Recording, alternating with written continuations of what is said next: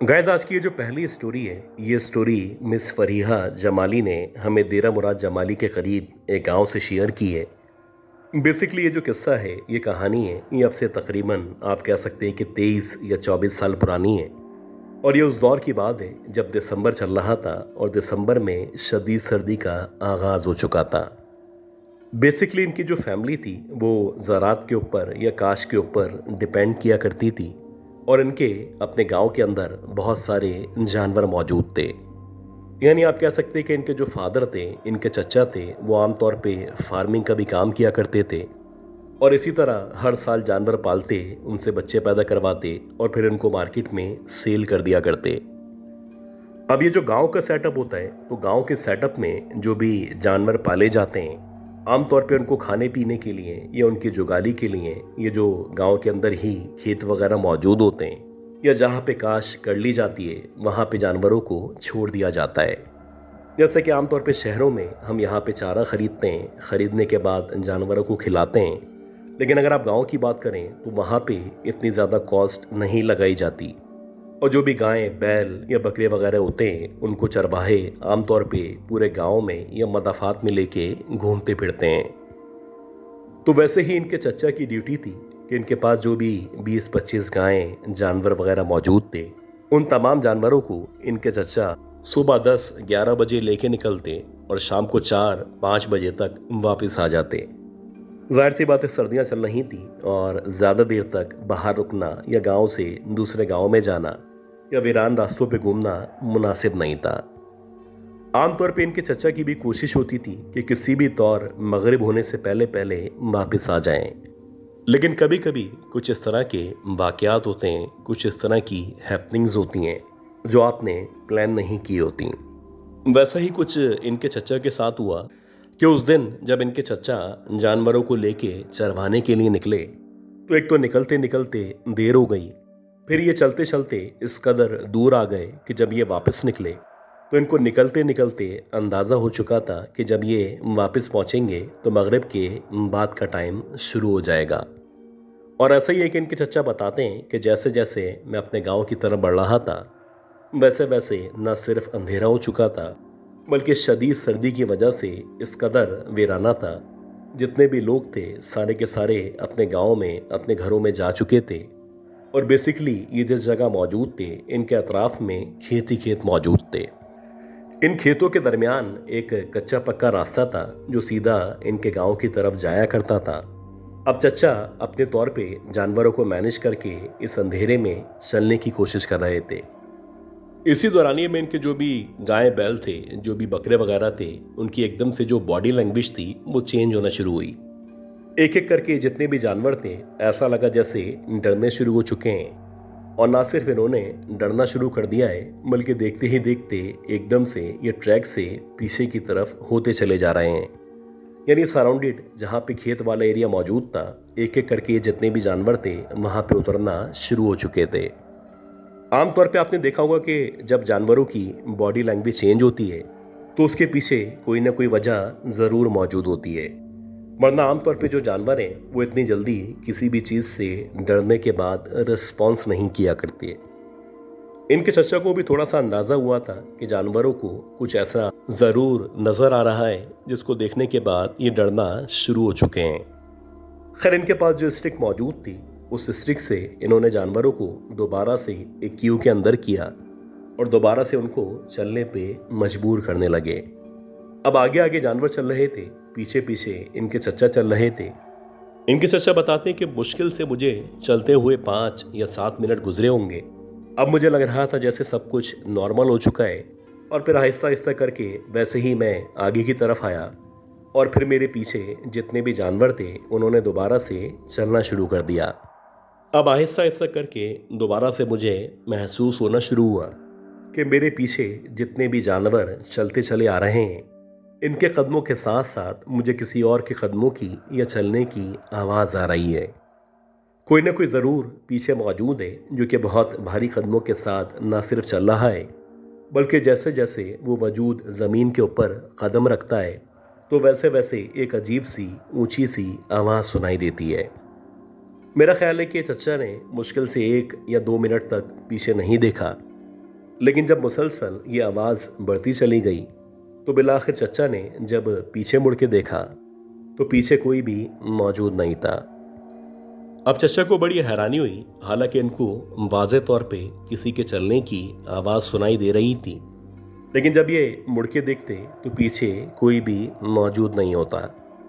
इसी तरह तकरीबन 10-5 मिनट तक ये कशमकश चलती चली गई और बिलाखिर एक वक्त ऐसा आया कि अब चचा को ऐसा महसूस होने लगा कि इनके पीछे जो भी चल रहा था अब वो जैसे जैसे ज़मीन के ऊपर कदम रख रहा है वैसे वैसे पायल या घुंघरुओं की आवाज़ आना शुरू हो चुकी है।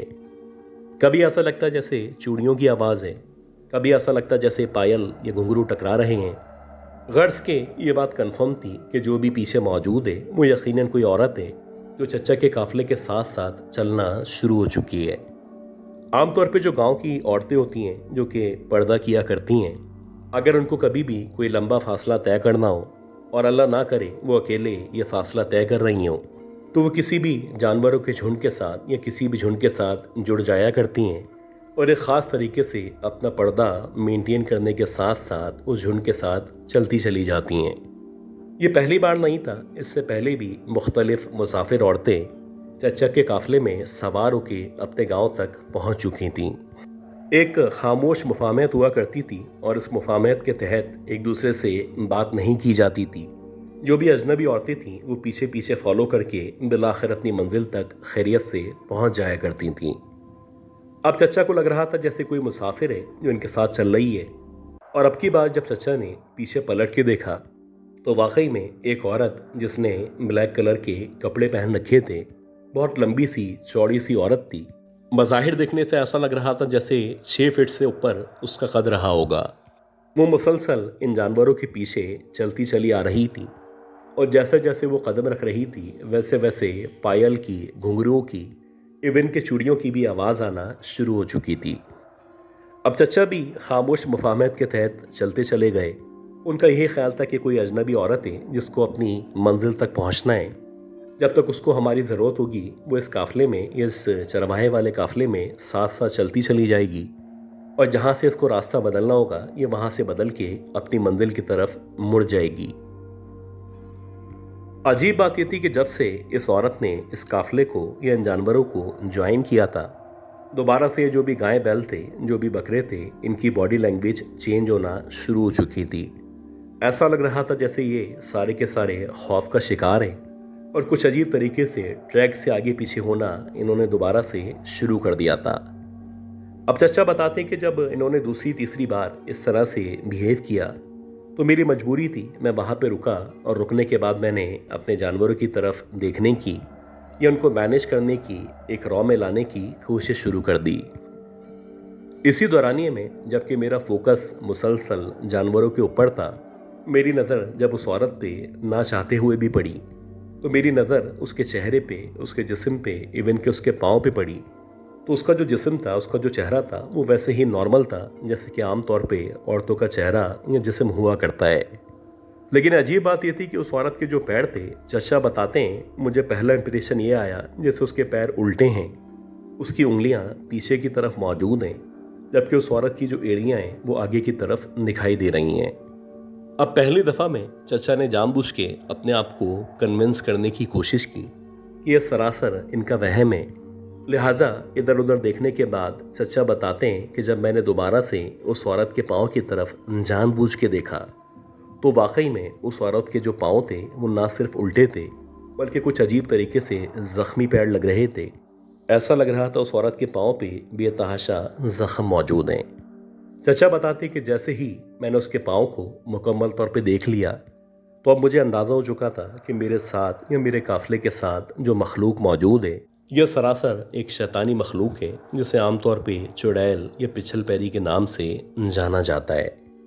चचा ने अपने तौर पे आयतुल कुर्सी पढ़ना शुरू की और पीछे की तरफ से, यानी जहाँ पे जानवर मौजूद थे, उनको आगे एक कतार में करना शुरू किया। चचा बताते कि मुसलसल जैसे जैसे मैं आयतुल कुर्सी पढ़ रहा था वैसे वैसे मुझे उस औरत के हंसने की या कहकहा लगाने की आवाज़ आ रही थी। मुझे लग रहा था जैसे ये जो भी औरत है ये सरासर मेरा मजाक उड़ा रही है या ये मेरे आयतल कुर्सी पढ़ने में मुझे डिस्ट्रैक्ट करना चाहती है। खैर पहली बार, फिर दूसरी बार और जब तीसरी बार चचा ने आयतल कुर्सी मुकम्मल तौर पे रिसाइट की, तब कहीं जाके ऐसा महसूस हुआ कि जो भी औरत पीछे आ रही थी वो या तो खेतों में कहीं उतर चुकी है या कम से कम इनके पीछे आने से अपने आप को रोक चुकी है। अब यहाँ से गांव तक का जो सफ़र था ये बमुश्किल चचा ने उन जानवरों के साथ उबूर किया, और जब चचा अपने घर अपने गांव पहुँचे तो उनको 102, 103 बुखार हो चुका था।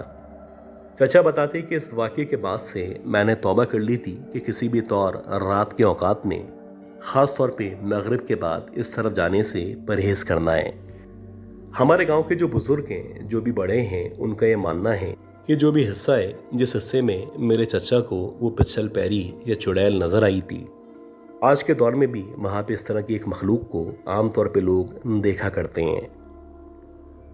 अच्छा गाइस, उम्मीद करता हूँ ये जो पहली स्टोरी थी, ये कहानी, ये स्टोरी आपको ज़रूर पसंद आई होगी।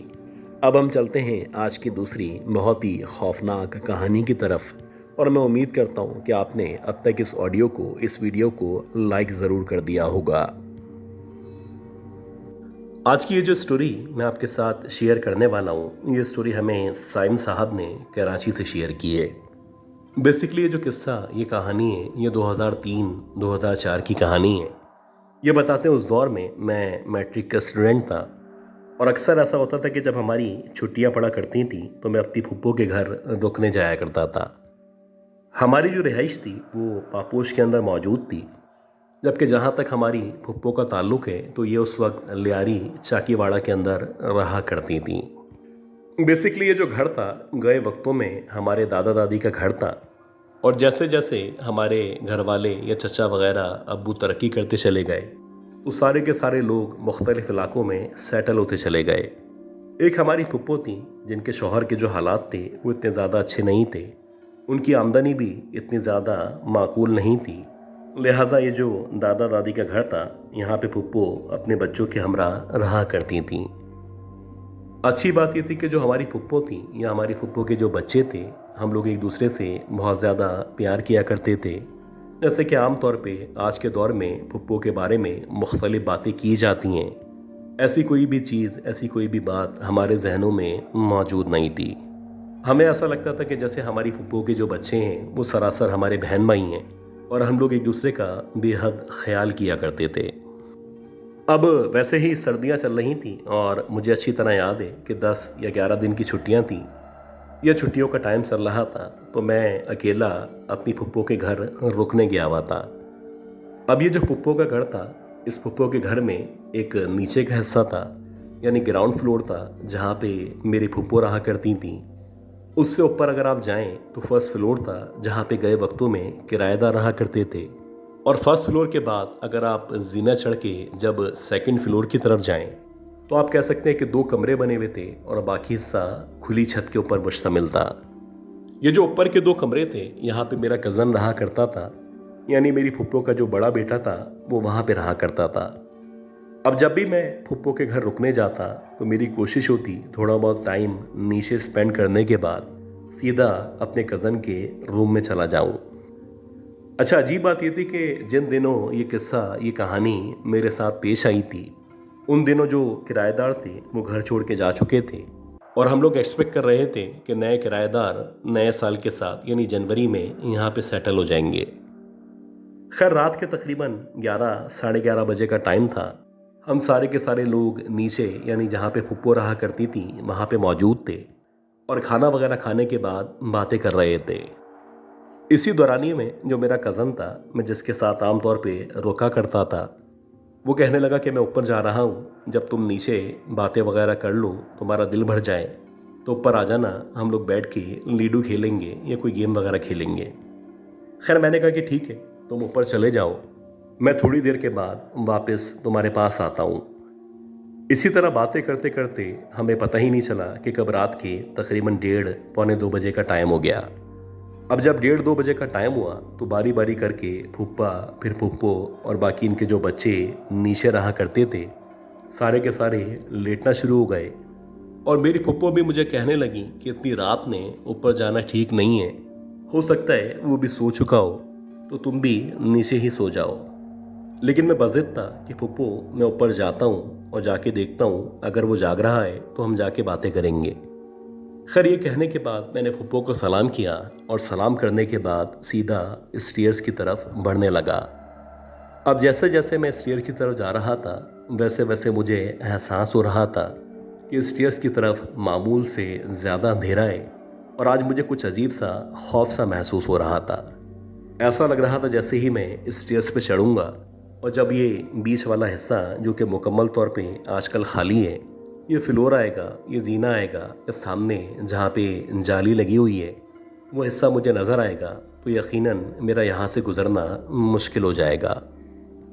खैर मैंने काफ़ी देर तक ख़ुद को समझाने के बाद जब स्टेयर्स से ऊपर चढ़ना शुरू किया, तो आप यकीन करें कि जैसे ही मैंने स्टेयर्स के ऊपर पाँव रखा तो मुझे ऐसा लगा जैसे मुझे बकरे के बोलने की आवाज़ आई है। जैसे कि आमतौर पे बकरे आवाज़ निकालते हैं, वैसे ही मुझे आवाज़ आई थी और ऐसा लग रहा था ये जो आवाज़ आई है ये ऊपर की तरफ से आई है, जैसे कि कोई बकरा फर्स्ट फ्लोर पे या फिर सेकंड फ्लोर पे मौजूद हो।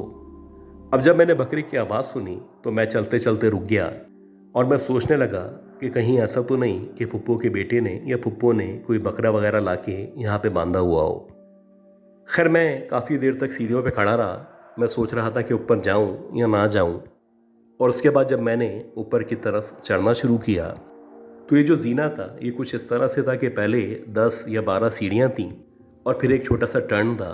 टर्न होने के बाद बाकी 10-12 सीढ़ियाँ थीं और उसके बाद फिर फर्स्ट फ्लोर को आना था। अब जब मैंने जीना घूमा और घूमने के बाद मैंने मज़ीद जो ऊपर सीढ़ियाँ थीं उनके ऊपर चढ़ना शुरू किया, तो जैसे जैसे मैं सीढ़ियों के ऊपर कदम रख रहा था वैसे वैसे जो सामने का मंजर था, जो कि फर्स्ट फ्लोर वाला मंजर था, जहाँ पे अंदर जाके गेट मौजूद था, जिस गेट के ज़रिए घर के अंदर दाखिल हो जाया करते थे, उसके साथ ही एक जाली लगी हुई थी जो कि हवा के लिए एक रोशनदान का किरदार अदा करती थी। अब जैसे ही मैंने ये स्टेयर्स अबूर की और मेरे सामने वो सामने वाला जो फ्लोर था जो कि अंदर की तरफ मौजूद था, इसका पूरा का पूरा मंजर सामने आया, तो मुझे ऐसा लगा कि जहाँ पे घर की एंट्रेंस है या जहाँ पे कमरे का दरवाज़ा मौजूद है, इस दरवाजे के बिल्कुल बराबर में और जालियों के बीच में, यानी जहाँ पे रोशनदान मौजूद था, एक अजीब सी मखलूक खड़ी हुई है। उसका जो जिस्म था, उसकी जो बॉडी थी, बज़ाहिर बकरे की तरह थी, लेकिन अजीब बात ये थी उसका जो चेहरा था, ऐसा लग रहा था जैसे बकरे के बजाय इंसान का या फिर घोड़े नुमा चेहरा मौजूद है। कुछ अजीब तरीके से वो मेरी तरफ देख रहा था और ना सिर्फ देख रहा था बल्कि ऐसा लग रहा था उसकी आंखों से कोई लाल रोशनी निकलती चली आ रही है। गर्ज की कुछ अजीब और खलकत मखलूक थी जो ना बकरा थी, ना घोड़ा थी, ना ही मुकम्मल तौर पे इंसान थी, लेकिन बहुत ही टॉल थी, बहुत ही लंबी चौड़ी थी और इस कदर लंबी लग रही थी कि कभी कभी ऐसा लगता था कि ज़रा सा ऊंचा होने पे ये जो ऊपर की दीवार है ये उसको बासानी छू सकती है। अब मैं मुकम्मल तौर पे सचो पंच में मुब्तला था। ऐसा लग रहा था जैसे मेरा पूरा का पूरा जिस्म मुकम्मल तौर पे पैरालाइज हो चुका है। ये मखलूक मुसलसल मेरे सामने मौजूद थी, मेरी तरफ देख रही थी और अब देखते ही देखते इसके चेहरे पे अजीब सी शैतानी सी मुस्कुराहट आ चुकी थी। आप यकीन करें कि मैं ऊपर भी बढ़ना चाह रहा था लेकिन ऊपर नहीं जा पा रहा था। मैं पलटना चाहता था लेकिन पलटने से भी ऐसा लग रहा था मुझे रोक दिया गया है। मुकम्मल तौर पे मेरे लबों को सी दिया गया था। लाख कोशिश के बावजूद मेरी ज़बान से ना ही कोई आयत निकल रही थी, ना ही मैं कुछ बोल पा रहा था। इसी दौरानिए में इस मखलूक ने दोबारा से अपने मुंह से बकरे की सी आवाज़ निकालना शुरू की। पहले पहर इसने बकरे की सी आवाज़ निकाली और दूसरे पहर ऐसा लगा इसने बाकायदा मेरा नाम पुकारा है। आप यकीन करें कि मैं तकरीबन 30-35 सेकंड तक, या आप कह सकते हैं कि 1 मिनट तक वहाँ पे खड़ा हुआ था और उसके बाद देखते ही देखते मेरी आंखों के सामने अंधेरा आया है और शायद मैं सीढ़ियों से गिरता हुआ नीचे आया हूँ। जब मेरी आंख खुली तो सुबह के 9-9:30 बजे का टाइम था। मेरे सर पे पट्टी बंधी हुई थी, यानी कि मेरा सर फट चुका था और मेरे घर वालों का यानी फुप्पो लोगों का कहना था कि मैं रात में जब ऊपर जा रहा था तो इनको एकदम से सीढ़ियों से गिरने की आवाज़ आई है। जब इन लोगों ने गेट खोला, गेट खोलने के बाद बाहर की तरफ झांका तो मैं ज़ख्मी हालत में, यानी मेरा सर फटा हुआ था और मैं गेट के सामने पड़ा हुआ था। आप यकीन करें कि जब मुझे होश आया तो होश आने के बाद मैं सबसे पहले वापस अपने घर चला गया। उसके बाद से मैंने तौबा कर ली थी कि फूफू के घर कम से कम आऊँगा, और अगर बहालत मजबूरी आना भी पड़ता है तो कम से कम ऊपर जाने से परहेज़ करूँगा।